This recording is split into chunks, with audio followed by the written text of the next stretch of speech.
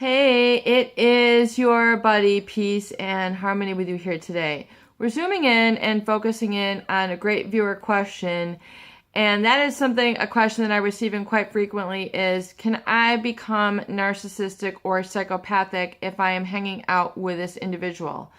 They feel and are concerned that they're adopting or adapting the same personality traits, the same qualities. In other words, they find themselves becoming angry, selfish, pouty, seemingly conflict, what I call conflict consciousness. In other words, where they constantly feel combative, unhappy, always having to prove and justify themselves. And I will unequivocally say that when you are around another individual, you tend to absorb or become like the qualities of that individual, especially if they have assumed a hierarchical position to you. In other words, just like, when you are engaging with them, you engage in a mirror activity where basically you are mirroring their same energy. You are engaging with them, and you can then begin to pick up these same sort of thought patterns as them if you are not careful. In other words, using speech which you're, uncomfortable with, what I call pointed speech, sarcastic speech, judgmental speech, and then you begin to utilize the same internal, your self-talk becomes, similar to that sort of bashing or self-critical. And, this always happens when you're not aware of it. So I just want to make note of that and to realize that, oftentimes if you're then aware of that and then, you're saying, I'm becoming a person that I don't want to become like, then, you are then, paying attention to the fact that you are not being true to your inner talent. You're not being true to your inner gift. You're not being true to your inner personality. And people find themselves, like the great Plato, they find themselves at all different stages in their life. Some people find themselves quite early in life. Some people find themselves later in life. In other words, who am I? They answer that age-old question. I mean, this has been going on for thousands of years. Who am I? That great big question, why am I here? What is my life purpose? Who am I? And to really, take that journey and begin to answer the questions. So you're living in the answer, you're living in the solution. It's kind of knowing who you are, what makes you tick, what is your sweet spot, where are you happy? What is your value proposition? Who are you? What do you stand up for? What do you believe in? And really, to believe in something, you need to believe in yourself first. So oftentimes when you're in a relationship with a malignant narcissist or a psychopath, you are not able to believe in yourself. You engage in self-disbelief. You engage in psychological hijacking. You are participating in an I am less than hierarchy. So you're like taking the stoop. You're taking the need too much, and not in reverence for yourself, but in disreverence. Like the psychopath will say, I will respectfully disrespect you. So it's a whole contortion. It's a whole enigma. It's a whole bait and switch, I would say, that is engaged in with these types of individuals. So you need to understand that your then next call to action is to engage in and get to know what self-belief feels like. And a lot of people are not wanting to engage in believing in themselves for all sorts of reasons. They might make some excuses. It's better for me to believe in others. The Mother Teresa syndrome. I am a nobody. I am a nothing. I am meek. And I must save the world. In other words, I must constantly subjugate myself to a lower position and live like the martyr life and not live a good life, not live the sweet life, not be happy, not be joyful. You must feel guilty. There are people who are starving in the world. You are awful. All the, slanderous comments that you've received and then you've absorbed as your true self, you've taken in these toxic negative messages and then formed an identity around it. You've formed a perpetual feeling around it. You've formed a perpetual emotional state. And emotions repeated over time, which, in the beginning begins through a couple hours, where you feel down, you feel scared, you feel less than. When that is chronically reinforced, then those couple hours become a couple days. Then those couple days become a couple weeks. Those couple weeks then become a couple months, and then those couple months become a couple years. And before you know it, your life is then those negative emotions that were originally wrapped around that initial insult, those original negative messages which were projected onto you, which have nothing to do with reality, but were meant to kind of ground you down, keep you less than, and were just a projection of somebody's anger. And then you have perpetuated that and then reinforced that, rehearsed that, reminded yourself, and basically memorized that. You have, basically sealed that into your being. And so that is really kind of what needs to be unlearned and expunged and released and let go, so that your identity is not wrapped around that negative seed, that negative, as they say, like the faith of a mustard seed. You need to now grasp the faith of a mustard seed. If you can read about that, but that's if you have that little tiny, tiny bit of faith and belief in yourself. And so, people often say, well, I need to believe in something greater, and that is outside of myself. In other words, I might be lucky if, God comes to visit. I might be lucky if God loves me. I'm so far gone that God does not, has forgotten about me. It is not right for me to believe in myself. It is, I will receive harm if I believe in myself.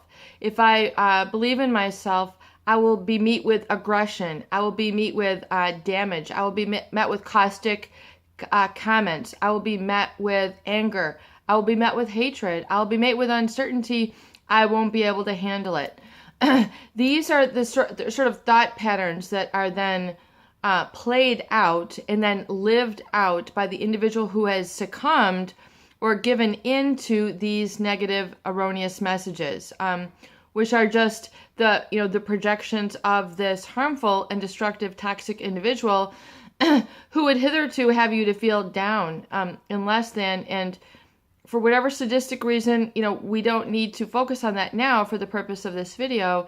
It is the understanding that now you need to look at what is separating you from self-belief.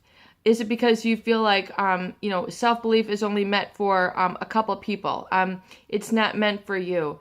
You are too lowly. You are too in a depressed situation to believe in yourself. You can't find it. That little seed of faith, which is like allowing yourself. Some people say, they have been so habituated to self-disbelief that to believe in yourself feels foreign, it feels wrong, it feels immoral. I could be breaking a moral code. I could be breaking somebody's vision for me. That's a huge one because they feel guilty. The psychopath and the narcissist will hold a negative vision for you. They will hold a negative vision for you in your life, and here you go walking along, following your marching steps for their vision for you. Even in the covert narcissist, because they don't attend to you, they don't give you guidance, they don't give you love, they don't give you communication, they don't give you nurturing, they don't give you validation. Oftentimes it is that deficit which then is translated as the I am not worthy, I don't deserve, I am not good enough, I feel bad, I feel guilty, I feel less than, and then the depression, the body language goes down, the emotions are then rehearsed, and then the thought patterns follow. I am worthless, I'm awful, and then you begin to follow the wrong crowd who feels the same thing, and then next thing you know, you're in trouble, you're unemployed, you're getting in fighting, these people are in drugs, they're lawbreakers, you're living in poverty, you're living in poverty consciousness, you're feeling isolated, you can't sleep. It's because everything is, basically you're just, you're going down what I call negative orderly direction thinking. I call this NOD thinking, where basically you follow it up over the course of months, weeks, and years, and repetitively rehearse these negative thoughts. You're now at that place in that juncture in your life. Basically, it's like following a map. What is that great movie with Nicolas Cage, National Treasure? I mean, you are literally following like a map and a scavenger hunt to get worse and worse and worse and worse. What I'm stating is it's now time to change the template. It's time to change the blueprint and begin to kind of like look at, how these negative feelings have been rehearsed, and to realize, what moral code would you be breaking if you were to believe in yourself? What combination, like the master lock, have you ever seen those, locks, with a turn to the right, turn to the left, turn to the right, and then it releases? What little safety lock have you put on your emotions and your thought process, which have keep you locked up? I'm not good enough. I suck. I'm awful. Click, and then you're locked. So we need to get the right combination now. The seeds of self-belief. In other words, it's okay to believe in myself. I am not breaking the moral code. I'm not breaking the law by believing in myself. I'm not disappointing the narcissist or psychopath by believing in myself.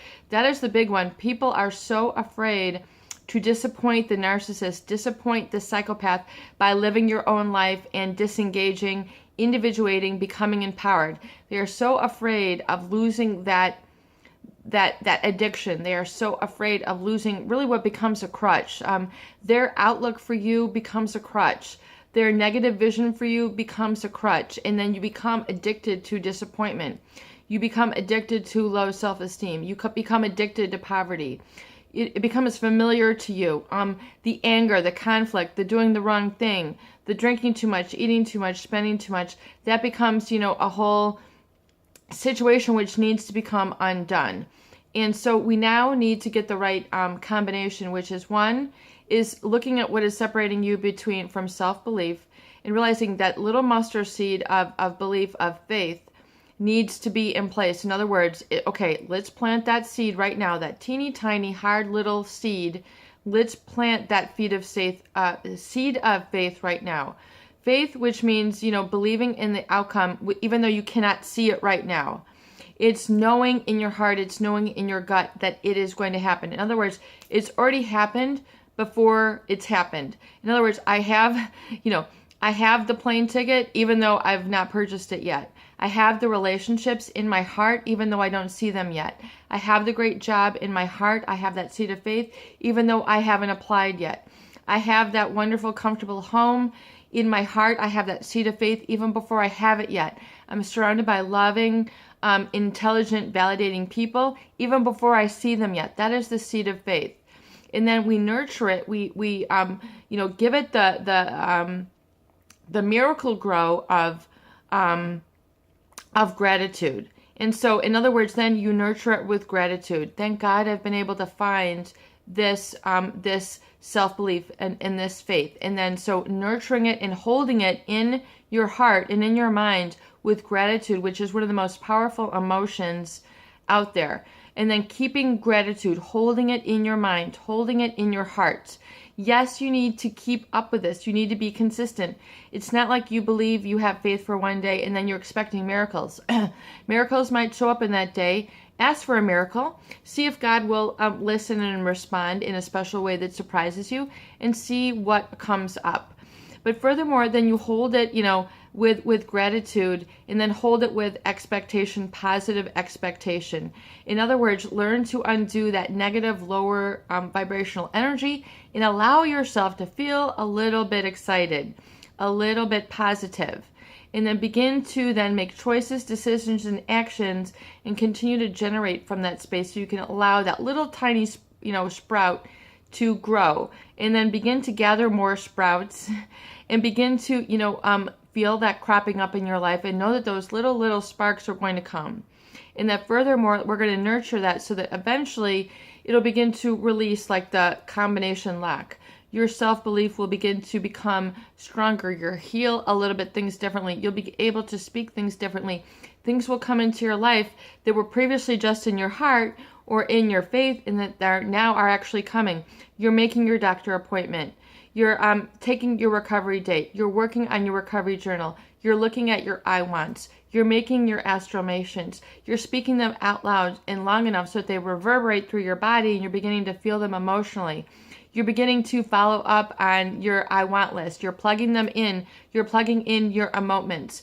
You're giving yourself a chance to feel the positive feelings, even for a short amount of time. Sure, perfect. Then go back to the depressed, the anxious, the insomnia if you want. But go ahead and give yourself at least 1 hour or 2 hours of the sweet life, for that amount of time in your moments, and begin to schedule them and reinforce them every single week so that you can then begin to build up a reservoir and a resource of new experiences. And then eventually the empowerment comes, and then the learned helplessness fades away, and then that disbelief which you have learned and then has fostered the problems is now fostering the better life.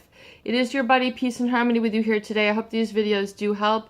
And I had a viewer who inquired about my scarf. She's like, where do you get these? Thank you so much for your compliments. I get these, if you look in the U.S. at areas like Marshall's or TJ Maxx or Home Goods, you can go ahead and find these types of really wonderful warm scarves, that you can twist around, and it can just keep your body temperature in. And I get a lot of compliments about my jewelry. Oh, I just snagged my ring. This is called turquoise. These are done by the Native Americans in the United States. And these necklaces, I have a lovely artist that I support who is in Thailand, who actually hand macrames these. And she puts in different types of stone. I think this is called chrysola, and then rutilated quartz. And then she does a macrame with a fine wax setting. So she does some beautiful work, and I support her work.